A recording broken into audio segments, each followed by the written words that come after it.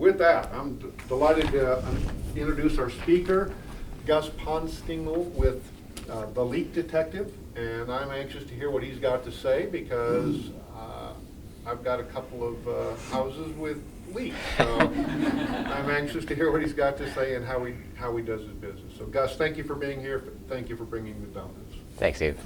All right, my name's Gus Ponstingl. The company that I own is called The Leak Detective, and it's actually a DBA of a MAPCO Incorporated, which was the civil engineering firm that I originally started in 2011. I wanted to go through a little bit of the history of The Leak Detective because I think it's a true entrepreneurial story and kind of give people a little bit of an overview of how that may work or look in your lives if you've gone through it or whatever. I'm certainly at the beginning of the whole process still, so I have a long way to go, but I feel like I've really caught something that's going to take off. So I'm glad we have one realtor in the audience because I work with a lot of realtors, and if it wasn't for realtors, I probably wouldn't be doing what I'm doing today. So the history, and I thought a little bit of background's good because there's a lot that goes into starting a business that you don't really think about. So my undergraduate degree was in biology. Got out, didn't want to do that, didn't want to get into medicine anyway, and started working in architecture. So in 1991, I got involved in architecture. And then somewhere along the line, I really liked cities, so I started, and I came to UNL, studied for architecture in cities, got out in 99 in Lincoln, and then I bounced around for a while, ended up at a civil engineering firm, and it was just through the lack of skill people there due to the business they had issues and financial issues, and they couldn't keep skilled staff that I had to get these projects through the approval process at the city, and they always needed a drainage analysis. And so I begged the boss to teach me drainage. And so I kind of kept adding these skills that I would incorporate. And so residential design, subdivision design, and drainage were my two big things that I did working for civil engineering firms. And then I loved that whole aspect. So in 2011, started my own civil engineering firm called MAPCO Incorporated. And it was me and a part-time civil engineer who was the license. I don't have a license in architecture or civil engineering, but I have the marketing side of it for some reason. I like to talk to people. And so along comes, I'm going to give a little bit of history of what goes into just where did I get the leak background. So working for the civil engineering firms, twice we did a residential drainage analysis. And I'm just going to tell you it cost probably between $2,000 to $5,000 for each of those. I don't remember because I think we were on an hourly basis. So that was probably in 2002 or 3 or 4. And then in 2007, I bought an old, dilapidated house that we wanted to fix up and move in. And the basement was unfinished, and it just flooded every rainstorm. And in 2007, I got tired of it. And I said, I'm going to fix that leak. And I went out in the weekend, and I fixed it in a few hours. And I took all that experience that I was accumulating in civil engineering and in architecture, and I just did what was natural, right? I just kind of, plus I was there, I could see and observe things during storms, but I just sort of fixed it, and I thought it was easy. I was like, this is a piece of cake. Why do people struggle with this issue? Now, again, I did not know anything about waterproofing or the industry of waterproofing, and I was sort of naive. And then another key event was in 2012-ish, sometime in there, or 13, working with Mike Fakler, architects out of Beatrice, and I was doing some civil stuff, and he was doing some architectural stuff, and I've got water kind of getting close to this window well, egress window. I'm like, what are you going to do with this water if it gets in? He goes, oh, we'll just put it in the drain tile around the footing. And again, not having waterproofing experience, this freaked me out. I was shocked, just shocked. Like it's just like appalling as an engineer to put water in into your footing. Like, where's the worst place you're going to put water? Yes, we're going to put all our water there. And then what are you going to do? You're going to pump it out. And all these things flew in the face of every engineering principle out there. So if you want to know why drain tile is such a bad thing, come at it from the engineering perspective. It's horrible. So now again, that's the whole industry. There's a giant industry that's all designed around doing this every day, and it costs a lot of money. But I just didn't get it. I didn't get it, and I didn't like it. But it just, there wasn't anything I was going to do about it. And then fast forward to 2014, we started having a lot of heavy rains. And maybe I'd heard about this. I don't know where this came in, but I was like, why are people spending so much on fixing basement leaks? And I'm in a little networking group called BNI. Some of you actually have been there. It's a great group, still in it. And I have to give BNI credit for this business starting because I was doing architecture in the group, had a civil engineering firm. So I was doing all these things. And I came to the group one day and I'm like, if you have a water leak in your basement, who knows? Maybe it won't be so hard to fix. Give me a call and I'll run out and look at it. And that fall, I had 3 people say they trusted. I don't know why they trusted me, but they're like, "Come on out and look at it." I guess you have nothing to lose when you're looking at a $10,000 to $20,000 waterproofing bill. What the heck? And the other thing is, I knew people weren't going to really. I didn't know what I was doing, so I'm like, I can't charge very much, and I don't want to spend a lot of time if they're not going to, who knows if they're going to even pay me. So I decided to do this as fast as I could. I'm going to get in, I'm going to look, I'm going to check it out, I'm going to get out. So the whole business evolved very quickly in those first 3 visits. What it is I walk in, I look at your basement for about 5 minutes, I'm looking for quote-unquote clues, I'm looking for specific things, and then I go outside, I look at the exterior, and that's where I do my drainage analysis. That comes out of civil engineering, but this is all non-calculation. So I'm just approximating. Okay, this comes and I'm looking for things called break lines and other key points in the yard. And then the third thing is I have to evaluate things somehow. And I think initially, I don't think I ran water, but I might have run some water to see where the water wanted to go and maybe how it got around. I don't remember exactly, but essentially I'm done in about an hour.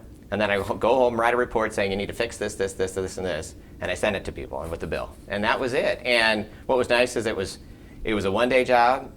I wasn't married to my clients. It was a short visit, and it was a nice kind of, for architects and engineers, they don't get paid forever, so we ended up getting paid pretty quickly. There was a lot of things I liked about it. So over the next year, in that same networking group, I would mention it from time to time. Hey, if you have a water leak, let me know. And we kept having heavy rains. And then really one of the key moments was in 2015 when the realtor in our group put my name on the home real estate email list.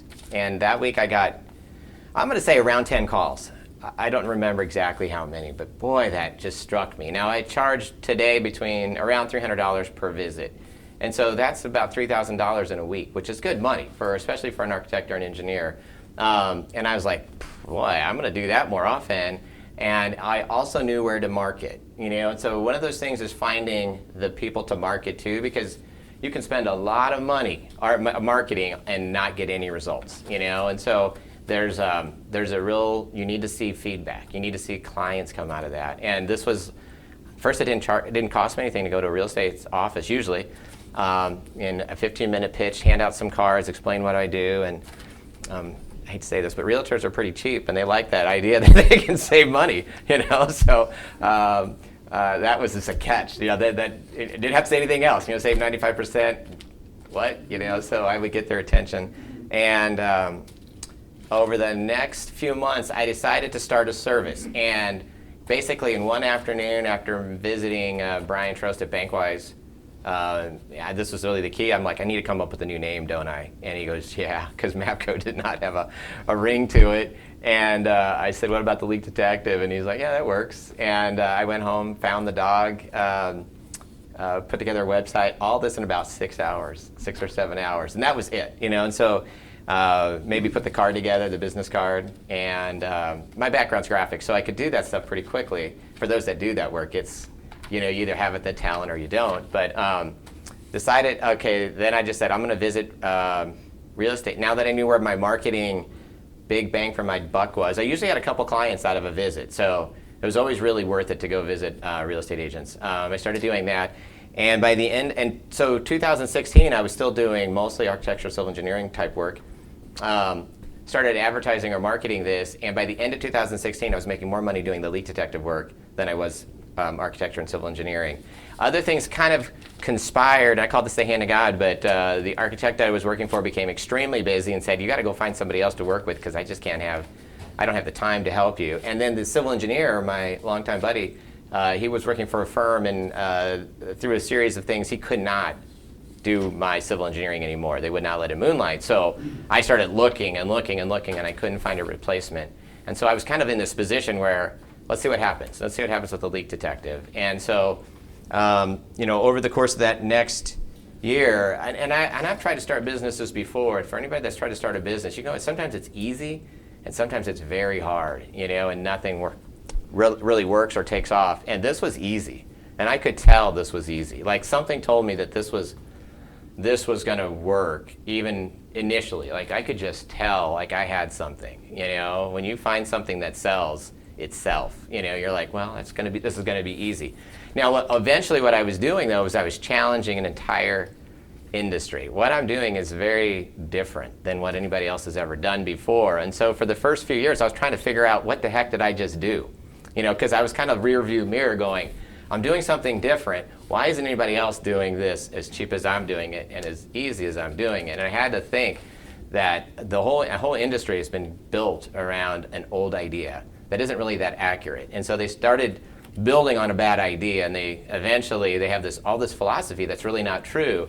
And over the course of the next year, I was not only testing leaks, I was testing a whole giant theory of what causes water to get into basements. And so I've developed, I would have to say, without anybody's help, a sort of science of how water leaks in houses, but specifically into basements. And so we're dealing with soil and groundwater issues, as well as a blending of architecture and landscaping. So I have this little display I put together. I do my own graphics, and I found this little kind of collage idea off the internet, so I kind of adapted it for my business. And what I found is that there are numerous causes of leaks in basements, just 50 different main categories, plus tons of subcategories. So this bubble here just shows some of the things that can cause leaks into basements.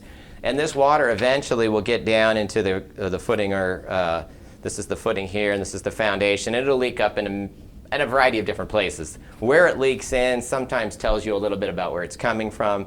But the big idea is that leaks are connected to things going wrong outside and around your house. Now, the one thing that everybody thought was a big problem was something called the high water table. Has anybody heard of that? Has anybody heard of springs? Everybody's probably heard of springs, right? All right. So does anybody want to guess how many springs and water table problems I've found? And I've done 1,000 homes, roughly, since I started this business. How many springs and high water table problems have I found? 2? That's a good guess. You're pretty close. I'd say about 8, 6 or 8. And so it's less than a fraction of 1%. When I started, my first year, I actually found 3 or 4. So out of my first 100 homes, I had found about 3 or 4%. I used to say this was less than 3%. I haven't really found any since. I mean, I go months and months and months without seeing a spring or a high water table, even suspicious problem. So this whole issue is pretty much very rare, but I like to specialize in it because I'm one of the few people that can identify it. And it's my big weak. I can't do much for it. It's the one thing that's kind of like my kryptonite. I really try to understand it, and I'm also trying to develop new solutions for it, because if you do have it, it's hard to solve. It's almost like the house is totaled, So anyway, I spent a lot of time figuring out myths and evolving this marketing theory as well over those few years. I'm going to go through some basics of my service just so you have a working idea of what I charge. My fees range between $200 to $300 usually. It's an hourly fee, $130 an hour plus travel time, and the report's $50, but that's all inclusive, so that $200 to $300 includes everything. That's a sweet spot I'm really trying to work on. Every year I try to innovate, which means I try to add more to that fee and either keep it same or make my time go down. So I'm trying to do more work, less, but better, faster, all that stuff. I do go to Omaha. I usually travel about 2 hours max. I do get calls from a lot of small towns. I do go out to small towns to do work. Some of my innovations. So when I say 95% cheaper, how did I do that? How did I fix that? Well, for one thing, doing any work in the foundation or the footing is really, really, really expensive, and it's really messy, and it's got a lot of their drawbacks. So anything you do up here around this area is just by its very nature a lot cheaper. And then sometimes the fix is so small relative to what the problem is that it's just a small downspout or whatever. So a lot of the repairs, the material costs for the repairs are normally around $100 to $200. So when I come out, my fee $200 to $300. Let's just say $300. The material costs another $200, and I give people directions on how to fix it themselves. And a lot of times you can, and so there's a real savings when you combine that. Not everybody can do that. So if you need a contractor to do some of this repair work, A lot of it will range from $300 to $400 to maybe $1,500. So there is a higher side to that, but on a whole, $2,000 would be a very expensive repair for a job I would come out to look at. And that would usually mean all new concrete somewhere, like a whole new concrete patio or a big portion of the driveway being fixed. So that's where I come up with 95% cheaper. I also say 100% better. And I will show you one more thing right here. So when I say 100% better, I need to talk a little bit about what the other guys do, or what the old solution was, and that was drain tile. And what drain tile is it's a tube underground, goes to a pump in a pit, and they pump the water out. Can you see that there? Okay, so that's the old way to do it. Now, when a leak would occur, water would come in somewhere, and sometimes they'll put up a covering over the wall, but they're basically just hiding the leak and pumping it out. And that's the best you got with the drain tile system. They're never going to stop the leak, but hopefully this will catch it and it'll pump it out. And it's very expensive, so you only put it where you need it in an older home. If it's a newer home, they can put it everywhere. But it's a super inefficient system, all kinds of other problems with it. But essentially, the real problem with it is it doesn't stop a leak. And when I say 100% better, I actually figure out where this water is coming from. If you stop this, the rest of this goes away, and your foundation will return to normal dry. And that's why, if you have a leak here or a leak here, it's always dependent on something going wrong right in that vicinity there. So my solution's 100% better because it actually stops the leak. Nobody's done that before, and it's relatively easy to do above ground. I also added another thing, which another weakness of contractors is they're not making money to give you a proposal. So when they come out to the job, they're not going to try to figure out what's causing the leak. They just don't have an inherent interest in doing that work for you, because you're going to shop around, you're going to ask every other contractor, and if they know something somebody else doesn't, they may get a good reputation, and so they're not going to give away their secret sauce, but they're not going to charge you for that. So the quality of their proposal really depends on their experience and, to some degree, blind luck. When I go out and I do my investigation, I charge people. I spend time and energy figuring out where this is coming from and how did it get there and all that. And so that's the key. And what I developed, again, over those next few years was a testing methodology. So the understanding going into it and then specific testing is how I was able to go from a visual inspection, even for me, is about 15 to 20% accurate, which means I'm guessing. There's an 80% chance I don't know where the water's coming from. But when I do water testing, that goes up to a 99% accuracy because I've tested the whole system. It's like trying to ask an auto mechanic to fix your car without turning it on. It's like, see that car over there? There's something wrong with it. You gotta go, you need a new engine, or if you can see the tires flat, you may guess that right, but I'm not gonna know unless I turn it on, and that's the real problem with anybody else doing that work out there. And so that's where a big innovation is, by the way, is in the testing. My solution is not dependent on a fix. So like I said, that's the old analogy, if you have a hammer, everything looks like a nail. I'm not dependent on a solution, right? I rarely sell drain tile or recommend drain tile. I don't sell anything really, but I recommend drain tile only marginally, very, very few times. Only if you have a water problem that is spring or water table or deep reservoir related. So this is a really poor solution. So most of the time I'm looking for the real problem, and then I have to go out and find somebody that does some weird repair, something odd that I've never heard of. So there's a lot of weird specialty things out there that I have to find a guy willing to spend an hour doing a job. That's really hard to do, by the way. Most contractors do not want to do that. So I have a list of contractors. One of the results is we have a really low callback rate. I've got clients here, so you guys can tell me whether or not that's been true or not in your experience, but the key is doing the repair I suggest and then seeing if it worked. But when I do go back, it's usually the repair was done wrong, or there was, it was never done at all. That's been a big one. Some other statistics. How much time do I have left? A couple more minutes and we'll have questions. Okay, just a couple quick statistics. Almost half of all homes leak, period. New and old. New homes leak just as much. Home inspections, they fail a lot. I think they fail about 90% of the time. I have a whole lecture on home inspections and why they don't really find leaks, and I don't think they're really designed to. And most home inspectors should refer to me, but I don't get a lot of referrals for home inspections. It has to be raining the day of the home inspection for them to find a leak, and then I do get those calls. Some other services, we do leak prevention. We can do leak repair testing. So if you're buying a house that had a leak that was fixed, don't trust them. Have me fix or have me test it to see if it was done. I can test them to see if those leaks were fixed or not. I love groundwater issues. So if you think you have a spring or what I call pseudo spring, then give me a call. Drainage issues not related to leaks, marshy backyards, ponds, or weird things going on, wetlands in your yard that you can't get rid of. And then, so the future, where are we going from here? I want to make this the Apple computer of basement waterproofing. And so I wanted to announce, in part today, I don't have it up yet, but Leak Detective Worldwide. So what I'm going to do is I'm innovating this approach. I'm going to call it remote testing and remote investigation, where I help people over the internet through the whole world. Again, I've had a real struggle with figuring out how to grow my company, because making me or spawning another me seems really hard right now. Like, how do I train someone to do what I do?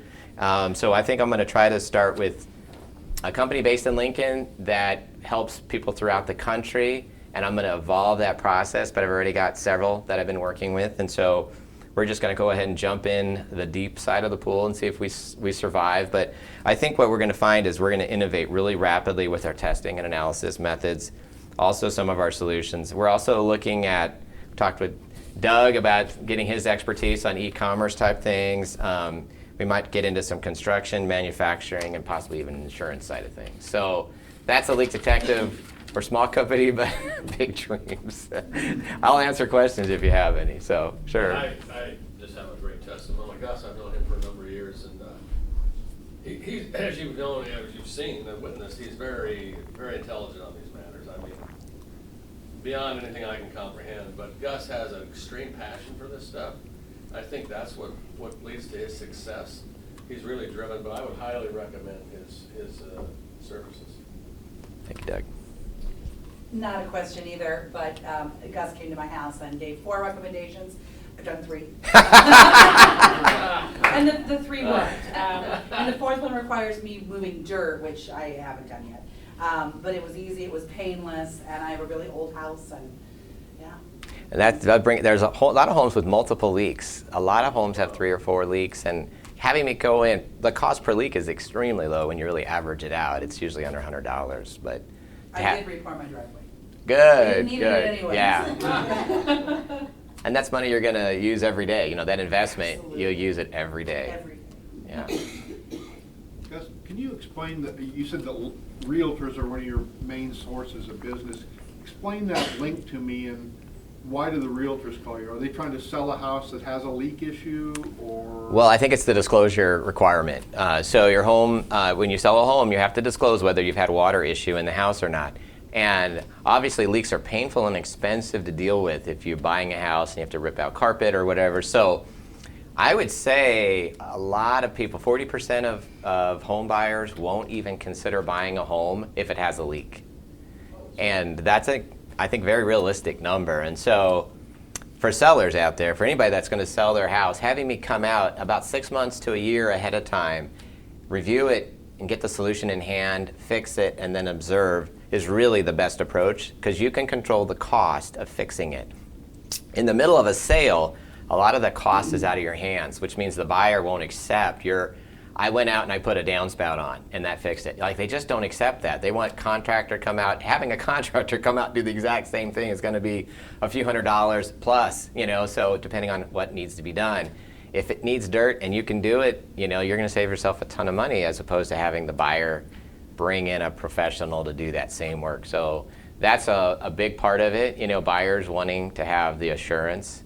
Again, I'm a lightning rod for that water problem. So if you have a water problem, I'm the expert that comes in and says, yeah, it's going to leak again or not, and I'd say 99% of the time I can say, no, it's just this little thing. It's fine. This house, they all leak, this one leaks too, but we'll fix it, And I think it gives them an assurance that that house is going to be fine. And then what about, go ahead, Jody. Have you ever worked with NeighborWorks? I haven't. No. Okay, you might check with them, because their business is basically low-income people that are buying some of these houses that are just interesting houses to begin with, but your service would be really good, because if they could get somebody that, okay, this is what you need to fix the leak, that would help a lot of them. They're good, yeah. Good idea. I know someone that constantly has water going into their sump pit. That's a problem, right? Yeah. Like instead of like. If this is running, yes, you do have a water issue, yeah. Right. Now, when you say constantly, is it every day, all day, every week, month of the year? Yeah, so like when there was a lot of that rain in the spring, I mean, basically their front yard, they have like a PVC pipe that they rigged up that goes around the whole house, and they even had to have it buried underneath the sidewalk because it was creating like moss growing on the sidewalk. Yes, okay. Constantly. That's always a sign of what I would call it's spring or pseudo-spring, you know. Yeah. That's, again, they're fairly rare, but there are some out there. When there's a moss or an algae streak in the street, you know, year-round, that green thing, and they're like, why do they pump water out all the time? Well, they probably are intercepting an underground drainage way or channel or spring. So That one is like probably more difficult to fix. yeah, it would be another level up. And there's a new there's actually a phenomenon in development. So when builders are building neighborhoods now, they make their blocks really long. They were making them 50 to 60 houses long. So a house, usually the backyards are all lined up, and over time they dam up the water. So they create this kind of continuous pseudo-wetland in the backyard, and the landscaping material really affects it. So there's a lot of factors that go into how much groundwater gets submerged. And if you're at the end of that run, it's like you get all the water, and it just gets worse over time. And, you know, year after year, it should go up. And so it's really tough. It's not a true spring. It's a pseudo spring, I call that, because it's caused by your neighbor, you know, and the way they built their landscaping. Basically, the valley of a 2-block long string of houses. Yeah. All the water goes to that. Yeah, house. yeah. That's a developer-caused problem, and I've tried to work with the city of Lincoln to prevent that. It's preventable. It's very preventable. It takes a better practice in the design of the drainage way along the rear of the lots. So. You ever come across a problem you couldn't fix? I found several that are very hard to fix over the years, and so the clues are that normally you assume that the water's coming through the wall that you're at, and if there's a blind cavity or there's a series of cavities that you can't tell where the water's coming from directly. So I had some crawl spaces I couldn't get into; they were completely enclosed. And the other problem is when water shows up in the middle of the floor, but there's no visible entry point, and the owner goes, oh, there's water in the middle of the floor. How did it get there? And if it's in the middle of the basement, you know, centrally located, every wall is a suspect, right? And so the problem goes up infinite in complexity because now I'm testing the entire house. Twice this happened where I didn't find the leak. Water came in one wall, and it snuck about 40 feet across the basement floor and ended up on another wall. And so we searched out that wall, outside that wall, and I was like, I don't know if we really found anything. The owner, I said, test this for the next day. So we were running water for a long time. Never did get it to be a positive test. So I went back over and let's analyze the basement again. And so I ended up going in the basement and running water all over the basement to see how the floor would drain. And we went back to we actually suspected another wall for a different leak. We thought it was a separate leak. And a very similar problem in another house, except they had a crawl space and another crawl space. And the owner didn't know where the water was coming from. And we tested the heck out of this half of the house. And I left and I'm like, ma'am, I'm sorry. If it leaks again, call me. I don't think I found it. Because, you know, I know when I found it. I can tell you when I find it.